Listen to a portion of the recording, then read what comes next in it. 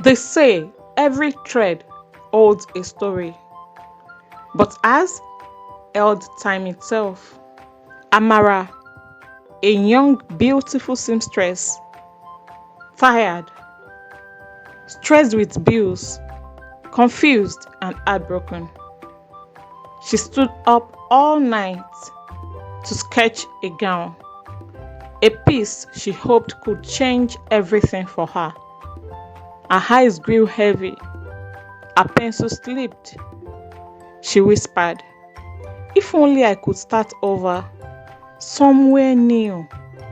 She decided to rest in her studio, and then she dozed off. And suddenly, she woke up in a world where every stitch shaped fate, and every gown could change destiny. Every thread cost a life. Torn between her longing for home and the weight of magic in her hands, she must choose: accept a new fate or lose herself to the power forever. Welcome to Folktales by Helen. When Amara's eyes opened again, the city had vanished. She found herself standing on cobblestone streets, bathed in golden sunlight. The air smelled of wood smoke, fresh rain, green grasses, and something sweet and unknown. Horses clubbed in the distance, their riders dressed in robes that whispered of another time, ancient time. Villagers with curious, weary eyes stared at her modern clothes, murmuring among themselves. A boy not older than 12 years old broke through the crowd. "You look lost," he said with a grin that held both mischief and warmth. "I'm Jamie. Don't worry, I'll help you." Amara swallowed hard. "Where am I?" "You are in Ravenhill," Jamie replied, as though the answer explained everything. "This is our village. Strange, isn't it?" Amara's heart pounded. The world around her was alive and strange, painted with colors she had never seen, textures she'd never touched, and faces that seemed both real and unreal. She took a trembling step forward, wondering if she had fallen into a dream or into something far darker. Jamie led her to the edge of the village, where a grand house stood like a jewel amidst the humble wooden huts. Its doors were carved with beautiful patterns. Curtains of deep silk fluttered in the wind, and in the air around it seemed to hum with life. "That's Lady Gloria's manor," Jamie said quietly. "She makes gowns that can change a person's fortune." Amara laughed. "Change their fortune?" "Yes, you'll see." Drawn by an invisible thread, Amara approached the manor. A voice as soft as the wind stirred behind her. "Curiosity is dangerous, child." She spun around. A tall, regal woman, draped in deep violet silk that shimmered like water under moonlight, observed her calmly. "I am Lady Gloria," the woman said. "And you are not from here, are you?" Amara shook her head. "I don't know how I got here." Lady Gloria's eye softened. "I can see the gifts in your hands. You are brought here for a reason. Come inside." Inside the manor's atelier was a wonder. Light streamed through high windows, glinting off bows of silk, fine lace, and threads that seemed to pulse with life. Apprentice walked quietly, When Amara touched a fabric, she felt the warmth beneath her fingers, alive and energized. This, Lady Gloria said, is the heart of Ravenhill. Here, threads are not merely for clothing. They are the essence of faith. Each stitch matters. You must sew carefully. Days passed. Amara grew more skilled, more confident. Her designs were breathtaking, even to Lady Gloria, and villagers began to notice subtle changes. Fortunes shifting, relationships healing, and sometimes misfortune striking in unexpected places. One evening, Jamie found her sketching under an ancient tree. "You shouldn't stay in that manner too long," he warned. "There is a curse here. My grandmother spoke of it. Every magical thread cost someone's life." Amara looked up, her eyes wide. "A curse?"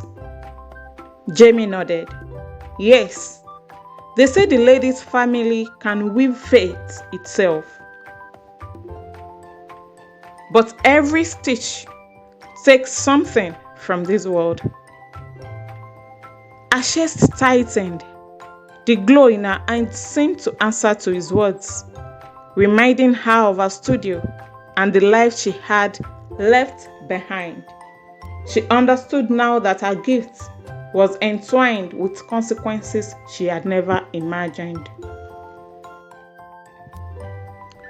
Late one night, drawn by a whisper, Amara found herself before a heavy carved door. The room beyond was vast and cold, the air thick with power. At its center hung a tapestry larger than any she had seen.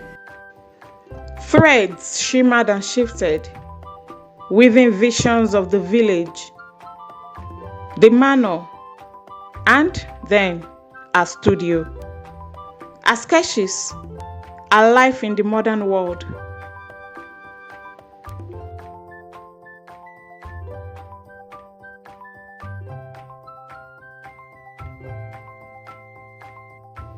Lady Gloria appeared silently behind her. It shows the past, the present, and the future. And now you are a part of it. You were chosen. You have the ends and the heart. The threads of fate call to those worthy, but you must choose. Take the place of the weaver or leave. Amara's gaze drifted to the tapestry, to the life she had left behind, to the rain tapping against the windows of her studio in the modern world. The next day, Lady Gloria presented her with a task to sew a gown that would determine the village's future. The fabric was alive, glowing faintly with golden light. Each stitch seemed to pulse with life, fragile and pleading. Amara walked through the night. Candlelight danced across the thread.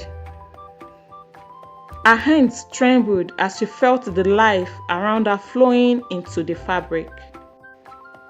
She knew that finishing could harm the village, yet not finishing could doom the people she had come to love. Tears blurred her vision. "If I end this course," she whispered, "it must be with love, not fear." She took a deep breath and wove her own design, a blend of her modern creativity and the magic of the old world. The gown glowed brighter, threads spiraling upward, forming a vortex of golden light. The manor shook with the power of her choice. Lady Gloria sighed. She felt relieved. Amara, you have done it. Then a portal opened. Luminous, beautiful and inviting. The villagers watched in surprise. Amara stepped forward without fear. The threads lifted her. They spun around her and carried her through. Amara woke up in her studio. The rain had stopped, and the city's lights flickered softly. A sketchbook lay open before her, one design glowing faintly with a golden thread. It had all been real. The magic, the curse, the tapestry, Lady Gloria. And the lesson. Weeks later, her creations were unlike anything the world had ever seen. People spoke of the way her dresses seemed to lift spirits, heal old wounds, and inspire courage. Amara never explained how. She simply smiled and sewed, letting her talent and the magic she carried guide her. Sometimes at night, she would see threads of gold shimmer around her sketches.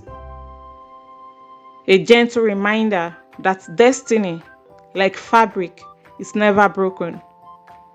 It only waits for the right hands to weave it again. Thank you for watching. Kindly like, comment, and subscribe.